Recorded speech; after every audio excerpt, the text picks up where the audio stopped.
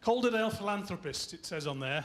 That's what I'm supposed to be. And I thought, well, does that mean I collect stamps?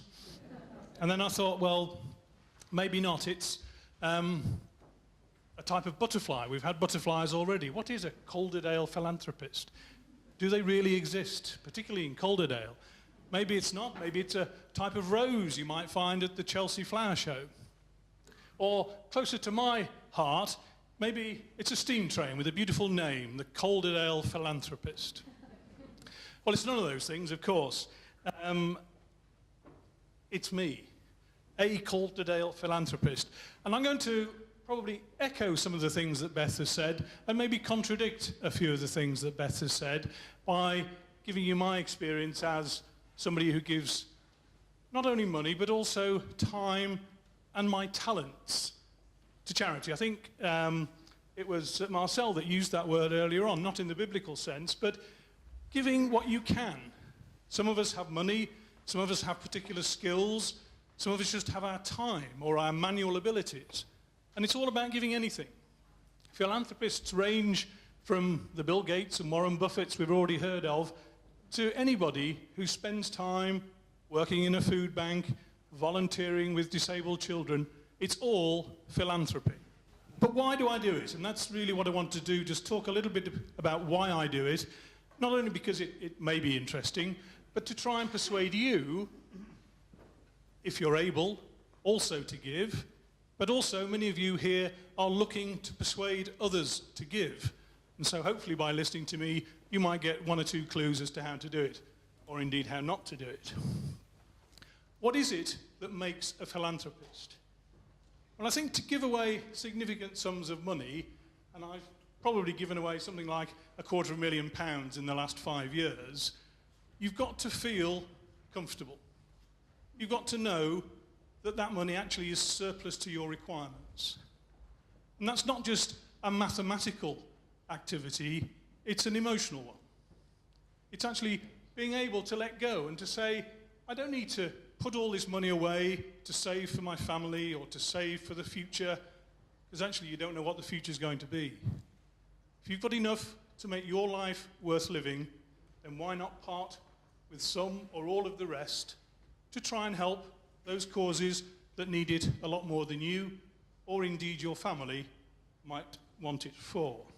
The second, and again Beth touched on this, is having a desire or a drive to put something back into society.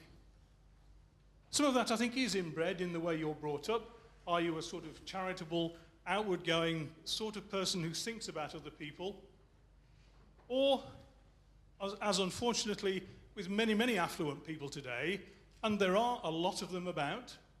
Recession is hitting a lot of people, admittedly, but there is still a huge number of affluent people around in this country. But most of them, if they have that surplus money, they'll go and buy another holiday cottage in Italy, or buy a yacht and put it in a marina somewhere where it can go green and mouldy, rather than trying to think about what good that money can do for other people.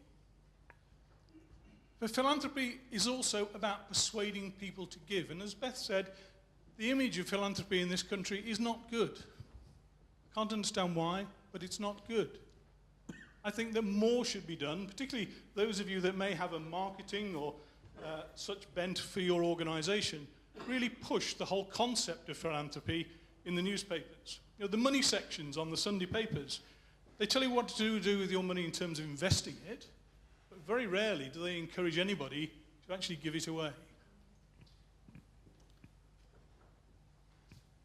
So what else is necessary? Well, an effective vehicle. The likes of Bill Gates and Warren Buffett set up their own foundations. Why do they do that? Partly because perhaps they want to maintain a bit of control, but I think more importantly because it then becomes an organization that they can manage to make sure it runs efficiently. Those sort of people are used to running things efficiently and having people do things and making them work. So if you want to entertain philanthropists in supporting your business, your charity, you need to think about how the business element of that charity is run. Because a philanthropist will not part with his money or her money easily. They want to know it's going to be properly looked after. And that's really why I got involved with the Calderdale Foundation, the Community Foundation for Calderdale, in that it is an organisation that looks after my money, invests it, and uses the income to pay out to charities. So it does its best to maximise the income on my money. It looks at different charities and it vets them, and it helps, or rather I help then, to decide which charities we can support from my endowment fund. So there's interaction. So not only do I know there's an organisation there that can do what I want it to do in terms of manage the funds effectively, it gives me an opportunity to be involved in those charities that I want to support. But also, not just having a vehicle, but making it a good business deal. Again, people who are giving money away want to see some sort of return. And that doesn't necessarily mean a return into their pocket, but some sort of deal, some sort of benefit that comes from that. And match funding is one of the ways to do that. And we've seen this morning through local giving how matched funding can grow your money. The first donation I gave to the Calderdale Foundation, £50,000, grew through tax relief on gift aid and match funding to £113,000. And because I was a higher rate taxpayer, I actually then got £19,000 back from the taxman. So it cost me only £31,000. Okay, that's quite a lot of money, but the multiplier is important. £31,000 out of my pocket, £113,000 in the charity's pocket. Complete no-brainer.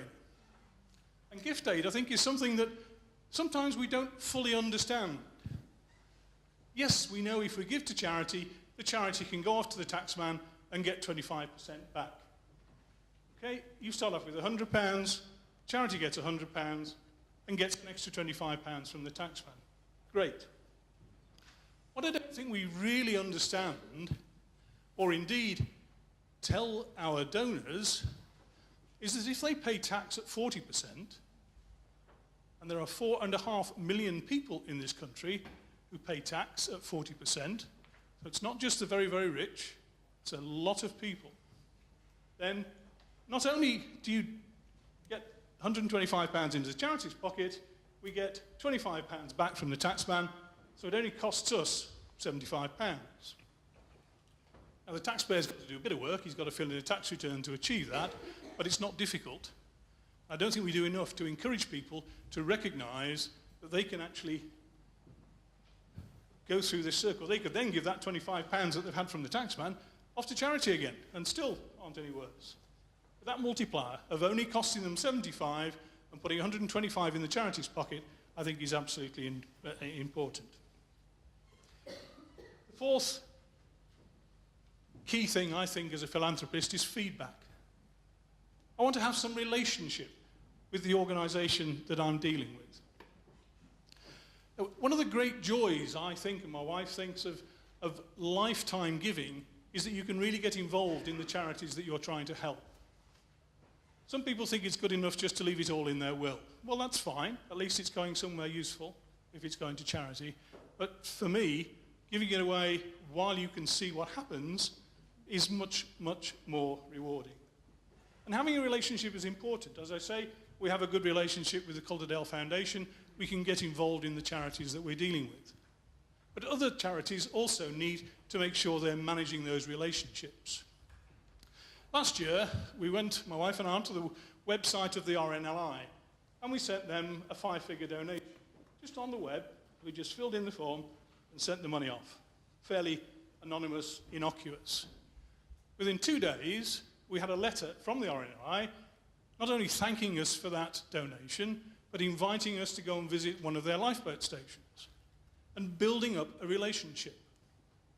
And what amazed me about that, really, was not the fact they wrote to us, but clearly they get hundreds and thousands of donations through their website, but at least somebody had thought to put in place a process that said, hang on a minute, here's a big one, compared with a lot of the others.